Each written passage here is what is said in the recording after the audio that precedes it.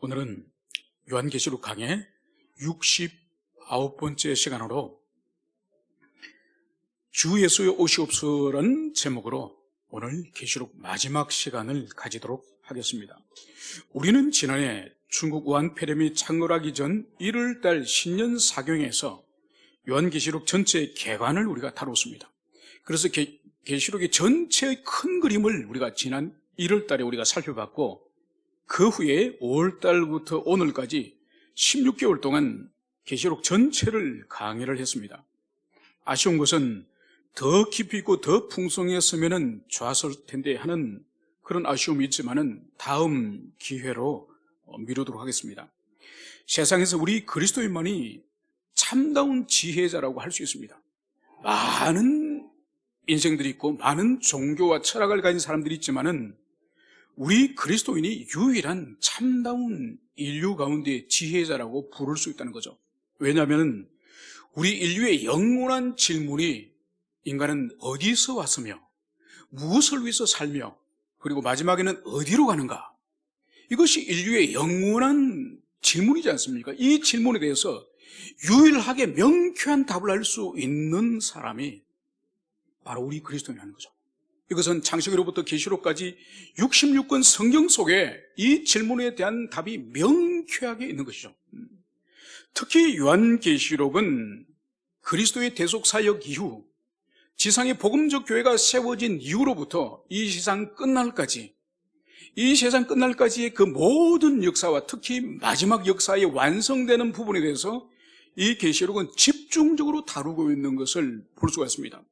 그래서 이 세상 끝날까지 이 지상에서 불완전하지만은 전투하는 교회의 모습이 어떠한지, 그러나 이제 천상의 영광스러운 교회의 마지막 이 영광의 모습은 어떠한지, 그리고 성도와 인류를 그토록 오랫동안 미혹하고 유린하였던 이 악의 세력, 사단과 그가 부리는 그 짐승들, 그리고 그의 종들이 마지막에는 어떻게 불못으로 던져져서 지옥의 심판을 받는지, 그리고 하나님의 무한한 자비인 그리스도 예수를 영접하기를 거부하고 끝까지 하나님을 대적하면서 악의 세력을 추종하였던 불신앙의 사람들, 불신앙의 인생들은 마지막에 그 운명이 어떻게 되는지, 그리고 이제 주님이 첫 번째 지으셨던 이 하늘과 땅, 이 모든 만물들이 이제 주님이 오시면서 그 만물들은 어떻게 새롭게 새하늘과 새 땅으로 변화되는지, 그리고 마지막에는 천국의 영광스러운 모습이 어떠한지,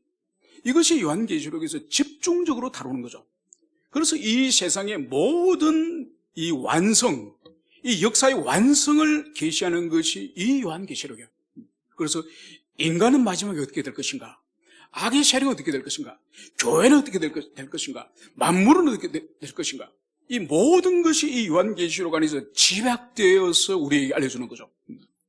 그래서 이 계시록의 말씀을 읽고 듣고 배우고 실행하는 자가 얼마나 큰 복이 있는지 주님께서는 계시록의 처음과 마지막 부분에서 강조하고 있음을, 그것을 볼 수 있습니다. 이제 우리는 계속적으로 이 계시록의 마지막 맺은말을 우리가 살펴보고 있습니다. 먼저 천사의 맺은말, 그리고 그리스도 예수의 맺은말을 우리가 지난주에 살펴봤다고 한다면은, 오늘은 이 계시록의 기자인 사도 요한의 마지막 부분, 이 부분을 우리가 살펴보고자 합니다. 이제 오늘 우리 본문으로 돌아가서 오늘 22장 17절에서는 이렇게 말씀을 하고 있습니다. 성령과 신부가 말씀하시기를 오라 하시는도다. 오늘 말씀을 하시는 이 주체, 이 말씀을 하는 주체가 바로 성령과 신부라는 것입니다. 성령과 신부가 오라, 오라, 이 말씀을 지금 외치는 것을 볼 수 있습니다. 여러분, 신부는 이미 우리가 누군지를 알고 있습니다. 이 신부는 바로 하늘에서 내려온 거룩한 새 예루살렘 성, 즉 영광스러운 천상 교회를 이 계시록에서는 어린 양의 신부, 그리스도 예수의 신부인 교회를 지칭하는 것을 우리는 알고 있습니다. 이제 오늘 성령과 신부가 오라고 이제 이 잔치에 초청하는 것을 여기서 볼 수 있습니다. 여러분, 오늘날은 우리 청년들이 결혼을 하면은 청첩장을 가지고 옵니다. 그래서 주례를 서는 목회자나 또 목양하는 목회자에게 청첩장을 이제 부부가 될 청년 형제와 자매가 이렇게 와서 저희들이 이제 언제 결혼하게 됩니다. 목사님 와주시죠. 이렇게 초청을 합니다. 오늘날은 이것이 보편화된 일이지만은 고대 시대 때는 이 결혼의 당사자가 다른 사람한테 가서 제가 결혼하거든요. 오시겠습니까? 여러분, 고대 시대는 상상할 수 없는 거예요.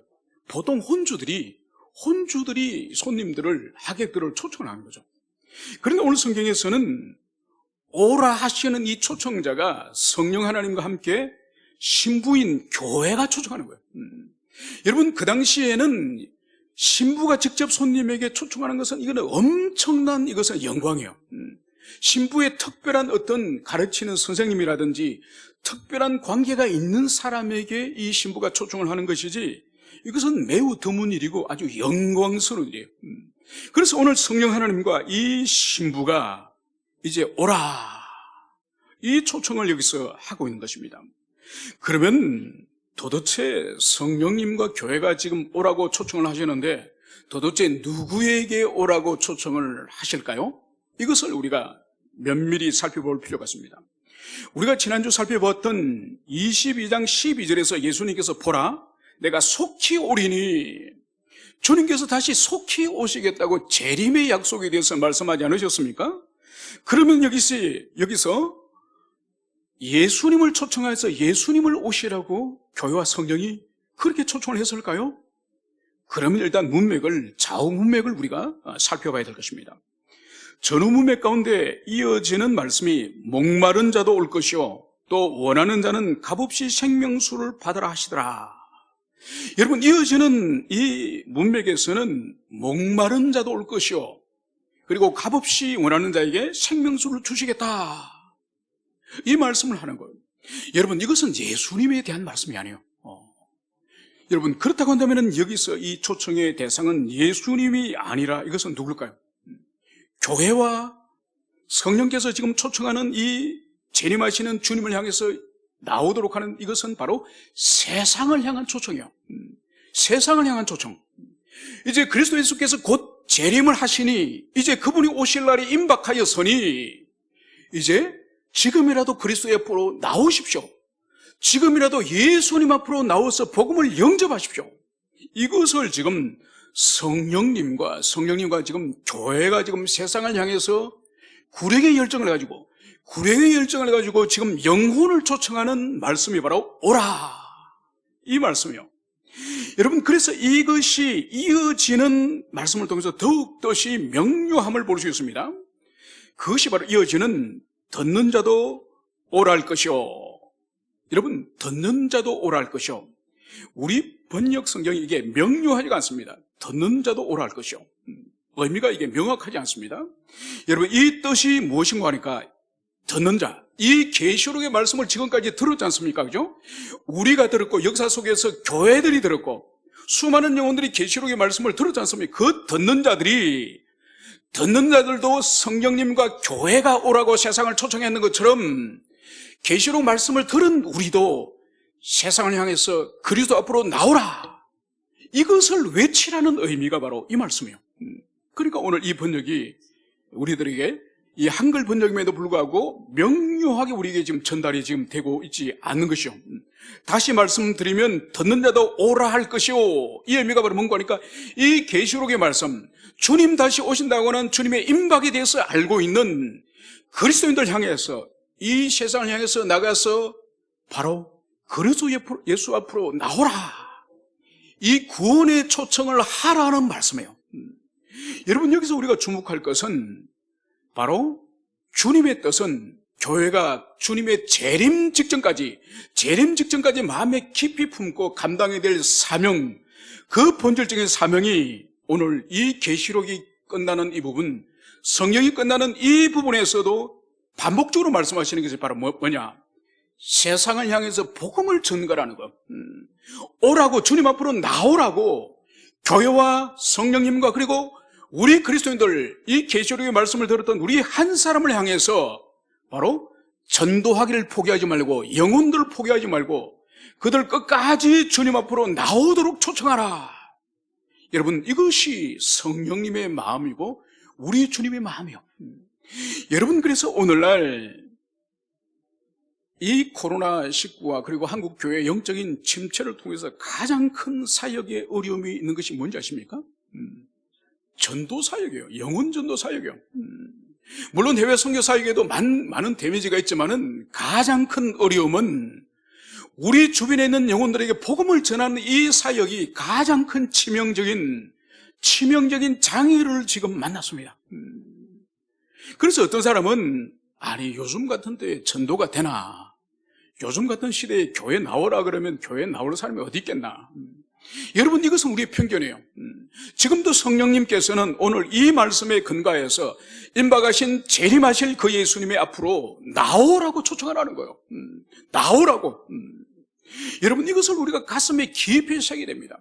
그래서 재림신앙의 가장 중요한 본질 중에 하나가 재림하신 예수 앞으로 나오라고 외치는 이것이 재림신앙의 가장 중요한 요소 중에 하나예요. 그냥 다시 오실 예수님을 자기 혼자 만나기만을 소망하면서 기다리는 그것으로서 만족할 수 없습니다. 넘어서서 오늘 성령과 오늘 교회가 우리를 향해서도 오라고 외치라고 그것을 당부하고 있음을 이것을 볼 수 있습니다. 그래서 우리는 주님의 재림이 임박하면 임박할수록 바로 주님이 임박하시니 빨리 그리스도 옆으로 나오라, 이것을 우리가 외쳐야 되는 거죠. 여러분, 그런데 문제는 시간이 지금 얼마 남지 않았다는 겁니다. 시간이 얼마 남지 않았어. 여러분, 그 속에 이 역사, 장구한 그 속의 역사를 보십시오.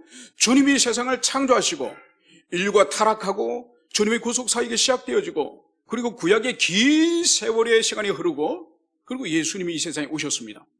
그분이 십자가 사역과 부활 성천하신 이후에 이 계시록의 말씀을 주셨지 않습니까? 이 계시록의 말씀을 주신 지도 지금 2000년이 지났습니다. 내가 속히 오리라고 약속하신 지도 벌써 2000년이 지난 거예요. 그러니까 지금은 말세 가운데, 초림과 재림 사이를 말세라 부르지 않습니까? 이 말세 가운데서도 거의 끝부분에 지금 해당이 된다고 볼 수 있는 거죠. 그렇기 때문에 우리는 주님의 임박하심, 재림을 더욱더 우리는 믿으면서 우리가 힘써서 복음을 증거하는 우리가 되야 될 것입니다. 그래서 주님의 오심과 함께 초림과 함께 재림의 주님, 재림하실 주님을 우리가 외칠 때에 바로 재림신앙의 중요한 것을 우리가 감당하는 거예요. 그래서 잠잠히 있는 것이 아닌 주님 다시 오신다는 이 복음 중의 복음을 우리가 증거해야 될 것을 가슴에 새기시길 바랍니다. 이제 18절에서 요한은 이렇게 기록을 하고 있습니다. 내가 이 두루마리의 예언의 말씀을 듣는 모든 사람에게 증언하노니. 오늘 요한은 내가 이렇게 오늘 시작을 합니다. 여러분, 헬라어에서는 1인칭 내가, 나는 이런 표현들을 잘 안 씁니다. 이런 표현들은 성경 안에서 드문 거예요. 그렇지만은 이 1인칭 내가, 나는으로 시작할 때 이것은 이후의 문맥이, 이후의 말씀이 매우 중요한 내용을 선언할 때에, 증거할 때에 나는, 내가 이런 것을 사용하는 것을 볼 수 있습니다. 그래서 예수님께서도 요한복음에서 당신의 정체성을 제자들에게 가르치실 때 나는 길이요 진리요 생명이니, 나는 포도나무에 너희는 가지니, 가장 중요한 주님과 이제 교회 관계를 진술하실 때 나는, 내가. 그리고 구약에서도 모세를 시내산에서 부르실 때에, 소명하실 때에 여호와 하나님께서 모세에게 처음 나타나셔서 어떻게 말씀하셨습니까? 나는 스스로 있는 자라. 그래서 예수님의 나는이나 내는이나 여호와 하나님의 이 나는, 이것은 이후에 매우 중차대한 진술을 할 때에 사용했던 그런 표현임을 우리가 기억하면서, 그러면 이제 주님이 이제 진술할 내용이 매우 중차대한 이제 말씀을 하실 것을 우리는 이미 알고 있습니다. 그럼 도대체 그 중차대한 말씀이 이제 무엇일까요? 그것은 바로 만일 누구든지 이것들 외에 더하면 하나님이 이 두루마리에 기록된 재앙들을 그에게 더하실 것이요. 오늘 이렇게 말씀하십니다. 만일 누구든지 이것들 외에, 이것은 계시된 이 하나님의 말씀을 말하겠죠. 주님이 주신 계시하신 이 말씀 외에 추가적으로 더하면, 말씀을 임의적으로 추가적으로 더하면 그 사람에게 하나님이 이 두루마리, 요한계시록에서 계시하신 3대 7중 재앙, 엄청난 3대 7중 재앙, 이 재앙을 그 사람에게 더하실 것이다. 즉 이것은 하나님의 말씀을 임의로 더하는 자에게 저주를 받을 것이다. 이 말씀을 여기서 하고 있습니다. 여러분, 이 요한계시록으로서 하나님의 계시의 말씀은 종결된 거예요. 완성된 거예요. 66권 성경 이외에는 더 이상 성경이 없는 거예요. 더 이상 성경이 하나님의 말씀과 동일한 권위를 가진 말씀이 지금도 직통으로 계속적으로 전해지는 거짓이에요. 그리고 기록된 이 성경을 감소시키는, 권위를 감소시키는 어떠한 기록이나 어떠한 인간적인 가르침도 그것은 모두 부정되게 될 것이요. 그래서 오늘 명백하게 오늘 주님께서는 만일 누구든지 이것 외에, 이 66권 성경 외에 더하는 자가 있다고 한다면은 바로 그 사람은 이 계시록에서 기록한 이 모든 재앙을 그 사람에게 부으실 것이다. 저주를 받을 것이다. 이 말씀을 여기서 하고 있습니다.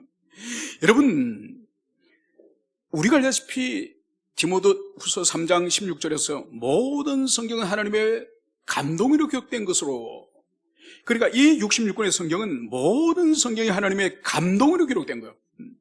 그러니까 이사야나 예레미야나 다윗이나 이 성경의 이 저자들이 인간의 어떠한 궁리나 인간의 어떤 연구를 통해서 이 성경이 기록된 것이 아니에요.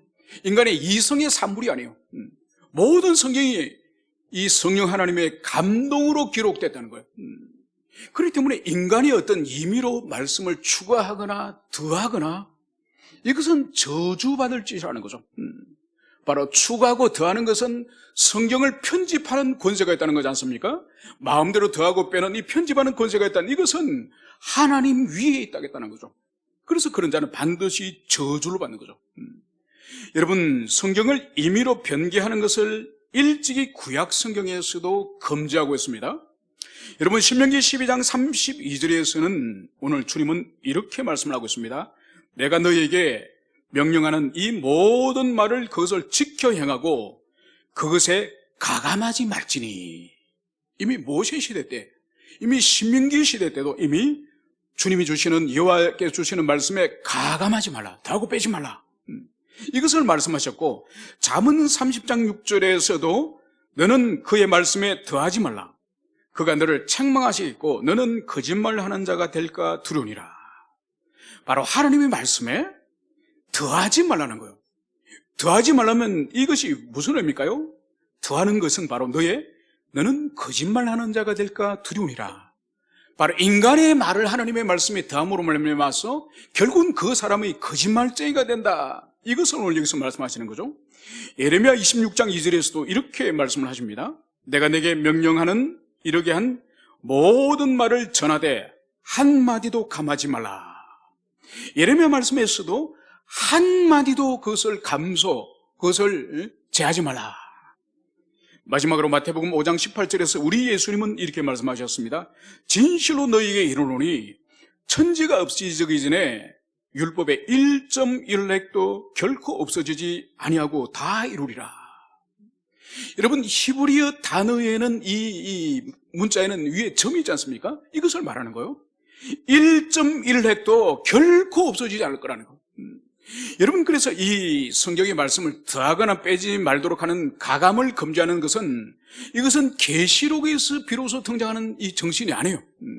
이것은 이미 모세에게 처음 성경을 주실 때부터 이 말씀에 대한 변개를 엄격하게 금지하였음을, 그것을 볼 수 있습니다. 왜냐하면 우리 인간은 주시는 말씀을 받아서 우리는 순종할 의무만 우리에게 있는 것이지, 순종한 의무만 있는 것이 우리가 다시 하나님의 말씀을 임의로 편집하고 뺄 것을 빼고 더할 것을 더하는, 이것은 우리에게 그 권리를 주시지 않으셨다는 거예요. 그렇기 때문에 임의로 더하거나 빼는 자는 저주를 받을 것이다. 이 말씀을 여기서 하고 있는 거죠. 여러분, 그러나 하나님의 이러한 엄중한 이 경고에도 불구하고 역사 속에서 하나님의 이 말씀을 임의로 더하거나 빼는 그런 무리들이 있었음을 우리가 주목해 볼 필요가 있습니다. 여러분, 로마 가톨릭은 우리가 지금 가지고 있는 이 성경 66권, 이 66권 외에 로마 카톨릭은 다른 책을 더 가지고 있습니다. 그래서 외경이라 불린 것을 그들은 7권씩이나 가지고 있습니다. 그래서 그 외경도 그들은 동일하게 말씀을 전하고 동일한 권위를 가지고 그들이 하나님의 말씀으로 그들이 받아들이고 있는 거죠. 절대로 우리는 용납할 수가 없습니다.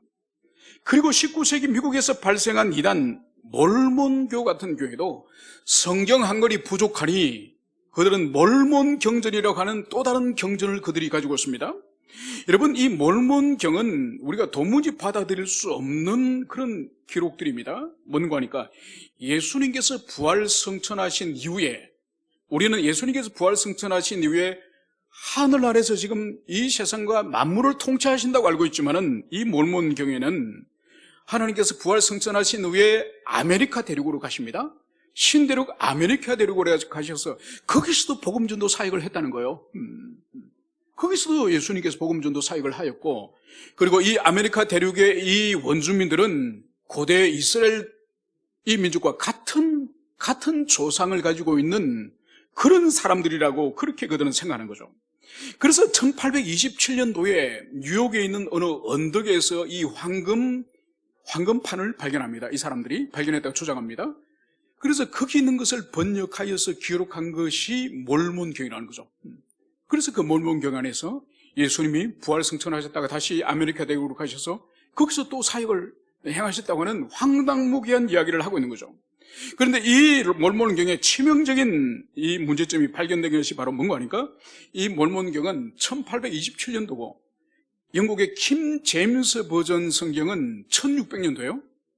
그러니까 200년 전에 번역하였던 킹 제임스 번역본의 약 1000군데를 이 몰몬경이 인용을 한 거예요. 여러분, 그러면 이것이 진실한 경전일 수가 있습니까? 순서가 뒤바뀌었는데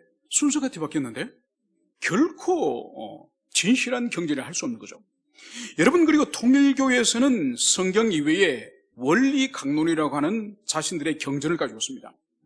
여러분, 이 원리강론은 교주가 만든 그런 경전인데 그들에게 있어서는 원리강론은 진리 자체라고 생각합니다. 원리강론은 진리 자체인데 우리가 진리 자체로 믿는 성경은 그들에게 참고서에 불과하다고 생각하는 거죠. 그래서 성경과 원리강론이 뒤집어야 되는 가치가, 권위가 뒤집어야 되는 거죠. 여러분, 이 모든 것들은 저주를 받습니다. 이 모든 것들은 저주를 받는 거예요. 그리고 오늘 우리가 여기서 또 이어서 볼 수 있는 것은 19절에서 만일 누구든지 이 두루마리의 예언의 말씀에서 제하여 버리면 하나님이 이 두루마리에 기록된 생명나무와 및 거룩한 성에 참여함을 제하여 버리시리라. 여러분, 여기서 제하다는 의미는 없애버리다, 잘라버리다, 베어버리다, 삭제해버리다, 이런 의미예요.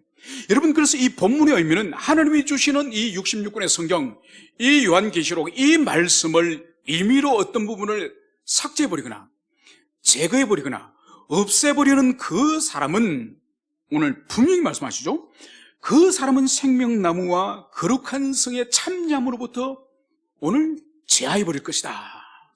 결국은 저주를 받는다는 의미죠.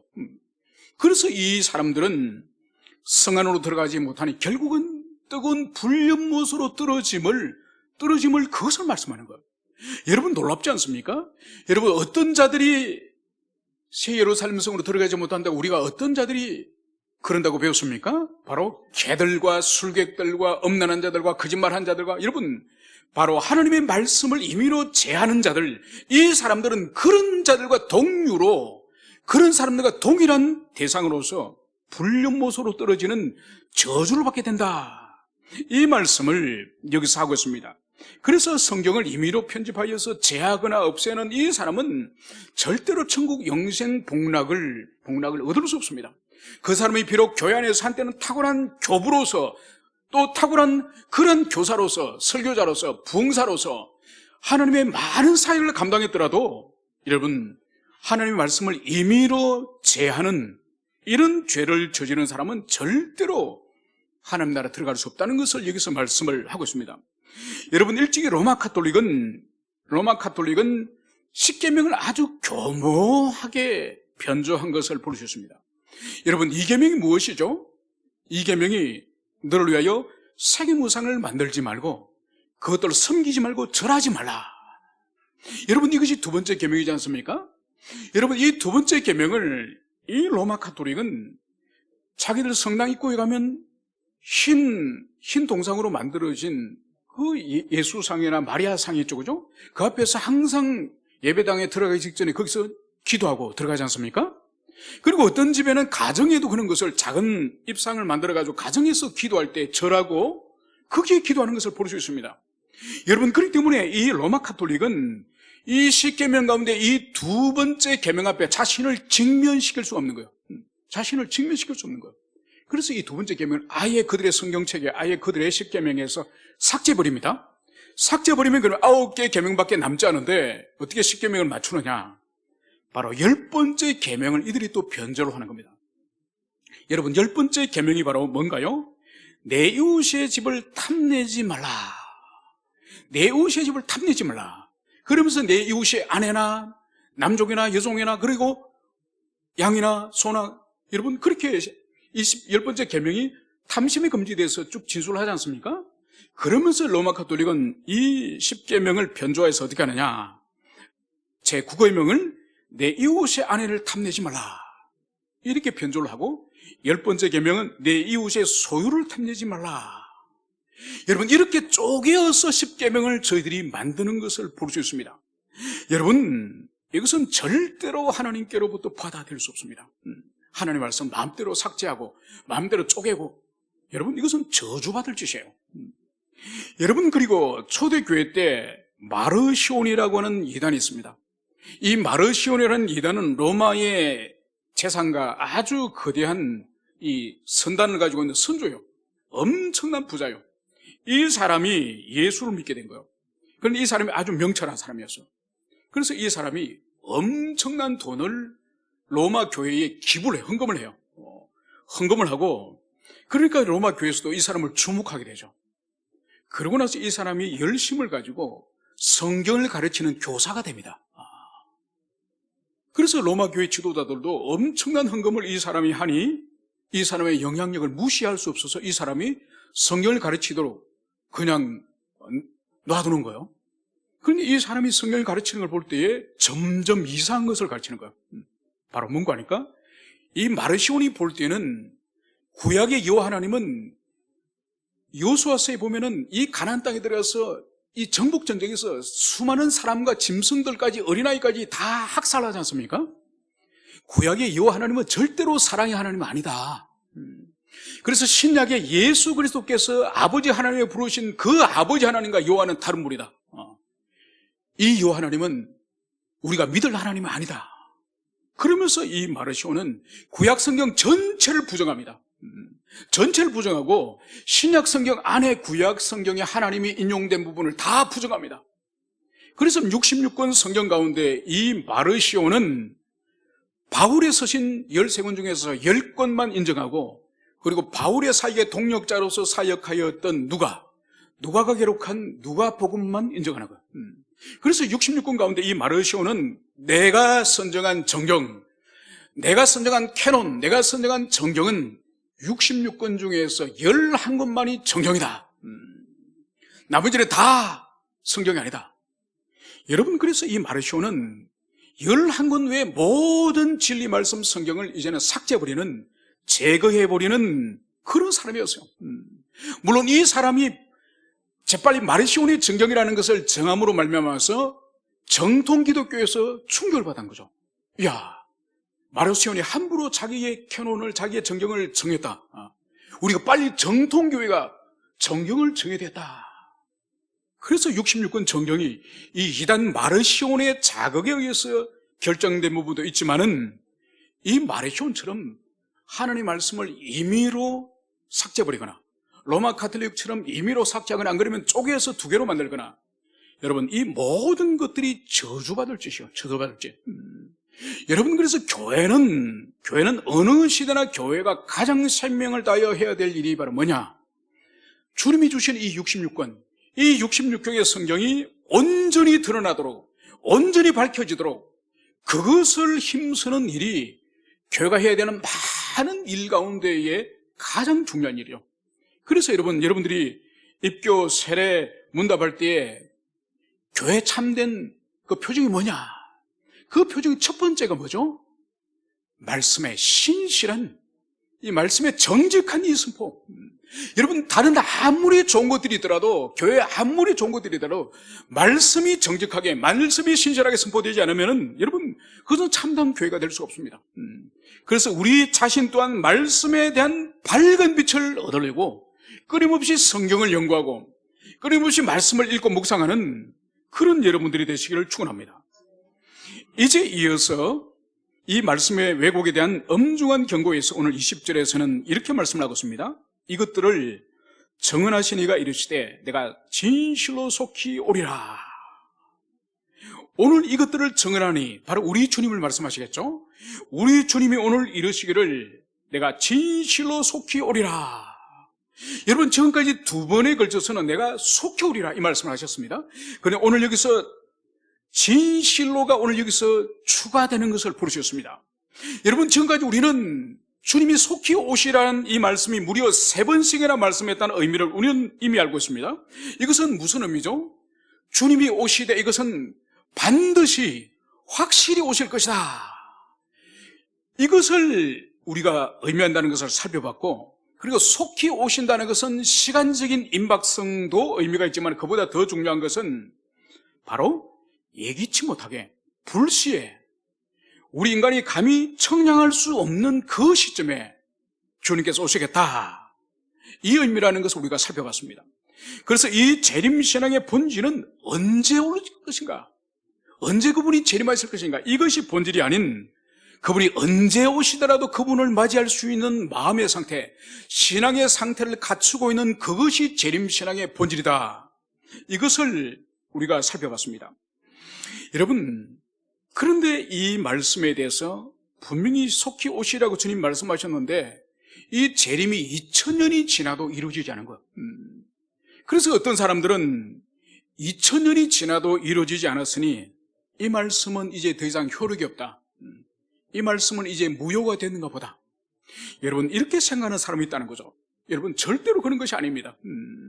여러분, 주님께서는 한 영혼이라도 구원받기를 원하시는 그 예정되었고 선택된 영혼이 아직도 믿지 않고 있다고 한다면 주님은 기다리시고 인내하셔서 그 사람이 구원받기까지, 마지막 수가 차기까지 주님은 기다리신 분이에요. 그래서 여러분, 계시록 6장에서도 5번째 인을 떼실 때에 어떤 일이 있습니까? 바로 그때에 성전 제단 아래에서 순교자들이 우리 주님을 향해서 탄원을 하지 않습니까? 주님, 우리의 이 땅에서 죽은 억울한 이 죽음을 언제까지 신원해 주지 않겠습니까? 이렇게 호소할 때 하나님께서 뭘 말씀하셨죠? 두루마기를 주시면서 이제 너희들이 쉬어라. 너희 친구 동무자들의 그 순교자, 그 죽음의 수가 차기까지 기다려라. 여러분, 우리는 알 수 없지만은 하나님 나라를 이루게 될 이 구원받는 이 순교자들의 수가 있다는 것을 볼 수 있는 거죠. 우리는 알 수가 없습니다. 그 사람들이 모두 구원을 받을 때까지는 기다리됨을, 그것을 알 수 있는 거죠. 여러분, 복음서에서도 주님 말씀하셨습니다. 세상 끝날이 언제냐? 바로 땅 끝까지 복음이 편만하게 모든 족속에까지 복음이 전해져야 그때서야 세상 끝날이 올 것이다. 이 말씀을 주님이 하셨어요. 그래서 주님의 재림에 대해서 주님께서 성경 가운데서 순교자의 수가 차기까지, 그리고 복음이 모든 세상의 족속들에게 전파되기까지 바로 그제서야 세상 끝날이 올 것이다. 주님이 친히 말씀하셨습니다. 여러분, 그렇기 때문에 2000년이 지나도 재림이 이루어지지 않았기 때문에 그 말씀은 이제 효력이 끝난 거야. 이렇게 생각을 하면 안 된다는 거예요. 반대로 또 어떤 사람은 재림이 임박하였기 때문에 직장을 그만두고 학교 생활을 그만두고 가정을 그만두고 자녀를 핑계치고 하늘만 쳐다보는 그런 사람도 있었습니다. 그것도 옳지 않은 거죠. 그것도 옳지 않습니다. 재림을 기다리되 이 땅에 우리가 살아야 될 우리 일반은 총영역 안에 있는 우리 일상의 삶을 열심히 살아야 돼요. 열심히. 그래서 우리 성경은 종말에 대한 이 긴장된 이 생각을 가지게 되는 거죠. 그래서 이 땅을 언제든지 주님이 부르시면은 아멘 하고 떠날 준비와 함께, 그리고 한 날 한 날을 이 지상에 주어진 모든 사명들을 공을 들여서 최선을 다하는 이 삶, 이 두 긴장 가운데 있는 것이 종말을 기다리는 우리의 신앙임을 헛을 가슴에 새기시길 바랍니다. 오늘 그리스도의 초림과 재림 사이를 살아가는 우리 그리스도인에게 주어진 최고의 이 정체성, 최고의 신분이 바로 뭐냐? 신랑 대신 그리스도를 기다리는 정혼한 신부라는 거죠. 정혼한 신부. 우리는 이미 정혼한 신부의 개념을 이미 알고 있습니다. 이미 약혼하에서 결혼식 하기 이전에 한 1년 정도 동안을 신랑과 신부가 서로 별거하면서 이제 신랑이 다시 찾아와서 혼인 예식을 하는 그날을 기다리는 이 신부가 바로 정혼한 신부죠. 여러분, 이것은 우리 그리스도인들이 이 말세를 살아가는 모든 그리스도인의 영원한 정체성, 영원한 신분이 우리가 정혼한 신부라는 거죠. 신랑이 오기를 학수고대하면서 기다리는 그런 존재가 바로 우리 자신이라는 것입니다. 그래서 오늘 주님께서는 내가 진실로 속히 오리라. 주님께서 진실로 속히 오시겠다고 재림의 임박성을 오늘 말씀하시자, 오늘 이 주님의 이 말씀을 듣고 있던 오늘 사도 요한의 오늘 화답이 무엇입니까? 아멘. 주 예수여 오시옵소서. 오늘 사도 요한은 조금도 망설이지 않습니다. 조금도 주저하지 않습니다. 조금도 이 세상에 미련이 있음을 오늘 나타내 보여주지 않습니다. 여러분, 이것이 진정으로 이 신부가 진정으로 신랑을 사랑한다고 한다면은, 진정으로 그 신랑을 사랑한다고 한다면은 자신을 데리러 올리고 모든 신부가 갈 집도 준비하고 잔치를 준비하고 모든 준비가 끝난 그 신랑이 자기를 데리고 올 때에 얼마나 기쁨으로 달려나가겠습니까? 여러분, 이것이 정상적인 정혼한 신부가 아닙니까? 그런데 주님이 이제 오셨는데, 신랑이 이제 오셨는데, 만약 이런 신부가 있다고 칩시다. 내가 속히 오리라. 그러면서 주님께서 오셨는데, 주님, 지금은 안 됩니다. 이렇게 오시면 어떡합니까? 주님, 1년 후에 오시면 안 되겠습니까? 지금은 너무 중요한 일이 있거든요. 제가 지금은 이 일을 끝내야 됩니다.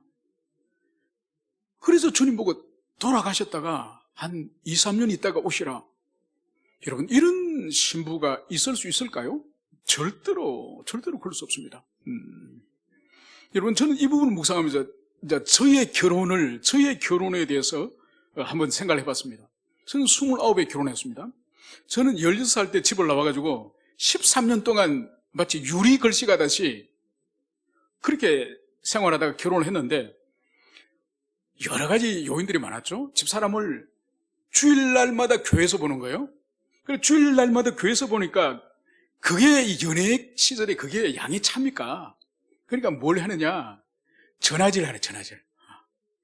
그러니까 전화를 제가 3년 동안 캐티는 저한테 엄청난 훈장을 주게 됩니다. 그러니까 보통 하루에, 그러니까 그때가 90년도 초니까 공중전화로 하지 않습니까? 보통 평균이 2시간에서 3시간을 통화해요. 공중전화에서. 그래서 이제 가게 가서 이제 100원짜리 한 주먹 바꿔가지고, 왜냐면 너무 사랑하기 때문에, 그러니까 주일날 보는 거로 만족이 안 되는 거예요. 또 제가 사는 집이랑 집사람이 사는 집이랑은 또 거리가 있기 때문에 또 매일 가기도 그렇고 하니까. 그러니까 결국은 전화하는 거예요. 그러면 겨울 같은 경우에는 보통 이 전화기가 이 전봇대 아래나 이 가로수표나 이런 데 있지 않습니까? 그럼 12월이나 1월 달에는 초저녁에 눈이 내리기 시작하는 거예요. 그래서 눈을 맞고 이제 전화를 합니다. 그래가지고 보통 이제 경찰들이 순찰을 하더만요. 1시간마다 순찰을 하면서, 아저씨 아직도 있네? 이런 말을 하면 지나가는 거예요. 그래가지고 11시, 12시. 그러니까 이 주문에 있는 2, 3천원을, 이 동전을 매일, 여러분 3년 동안 아마 돈이 KT 재정이 아주 큰 길을 했을 것입니다. 도저히 전화비가 감당이 안 되는 거예요. 이 전화비 이렇게 써느니 차라리 결혼하는 것이 낫겠다. 물론 그런 의미도 있지만은, 여러분, 뭘 제가 말씀하는 거예요? 정상적인 사랑의 관계. 정상적으로 그 사람과 결혼을 하기로 약속은 했지만은, 결혼하는 그날까지 기다리는 것은 날마다 이렇게 인간이 천하질 하듯이, 이게 정상적인 관계예요. 그래서 오늘 주님께서 내가 속히 진실로 속히 가리라, 이 말씀 앞에 오늘 이 사도 요한은 조금도 망설임 없이 아멘 주여 오시옵소서. 여러분, 이것이 요한의 마음이 아니라 우리 모두의 재림의 신앙, 주님 오시기를 기다린 재림의 신앙이 우리가 되어야 될 것입니다. 여러분, 주님 바로 이것을 우리에게 그것을 원하십니다.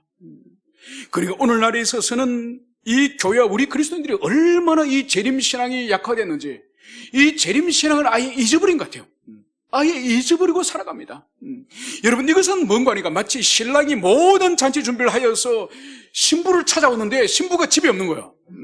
어디 갔는지 물어보니까 술 마시러 간 거예요. 아니면 옛날 엔품에 지금 들어놓고 있는 거예요. 신랑이 지금 신부를 데려왔는데 술을 마시고 취해 있고, 고주망태가 되어 있고, 그리고 옛 여인과 이 관계도 청산하지 않고 거기 품에 아직 들어놓고 있는 거예요. 마치 이런 모습으로 오늘날 교회가 주님의 재림이 임박하였는데 이러한 모습으로 우리가 살아가고 있지 않는지, 이것을 우리가 진실로 성찰해야 됩니다. 그리고 우리는 주님 곧 다시 오신다, 주님을 맞이할 준비를 하자, 이것을 세상의 재림의 복음, 재림의 신앙을 증가하는 우리 모두가 되어야 될 것입니다. 이제 마지막으로 21절에서는 이렇게 말씀을 하고 있습니다. 주 예수의 은혜가 모든 자들에게 있을지어다. 아멘. 이 묵시문학의 마지막에 맺은 말이 마치 편지 서신의 마지막의 모습을 오늘 가지고 있습니다. 오늘 요한은 오늘 이 계시록을 오늘 끝내면서 그가 오늘 축복하는 것이 바로 뭔가요? 주 예수의 은혜가 모든 자들에게 있을지어다. 여러분, 이것은 1차적으로 이 모든 자들에게 의미하는 것은 이 세상 끝날까지 죄와 악의 그 유혹, 그 앞에서 끝까지 견디면서 믿음으로 지켜서 이제 새하늘 새 땅에 이르는 온전한 하나님의 백성들을 향한 그 말이기도 하지만은 더 나아가서 이제 이 계시록을 기록하는 이 시기에 여전히 지상교회는 분투하고 있으며 세상의 불신자들은 여전히 하나님을 대적하는 이 시대를 향해서 이 땅 가운데 있는 모든 자들에게, 모든 자들이 하나님의 은혜에 참여하기를 소망하는 이 사도의 마음을 여기서 기리고 있는 것이죠. 여러분, 그러므로 이 성경의 마지막은 아직은 구원받을 가능성이 있는, 아직은 그리스도 앞으로 나올 가능성이 있는 모든 자들을 초청하는, 그래서 그 모든 자들이 하나님의 은총을 입기를 오늘 주님과 사도는 소망하고 있음을, 이것을 여기서 볼 수 있습니다. 그래서 여러분, 누구도 우리는 포기할 수 없는 거예요. 누구도 포기해서는 안 되는 거예요. 우리가 볼 때는 저렇게 흉악한 죄인, 저렇게 변격적인 인간, 저렇게 하나님을 대적하는 인간, 저렇게 복음을 거부하는 인간, 소망이 없다고 말하지만 오늘 주님 보십시오. 마지막까지 주 예수의 은혜가 모든 자들에게, 그래서 우리는 사람을 포기해서는 안 되는 거예요. 끝까지 피눈물을 흘리면서 그 사람을 붙들고 그 사람과 씨름하면서 세상 끝날까지 복음을 전가하면서 그 영혼이 주님 앞으로 돌아오기를 오늘 고대하시는 것이 바로 오늘 주님의 마음인 것을 가슴에 여러분들이 새기시기를 축원합니다. 함께 기도하시겠습니다.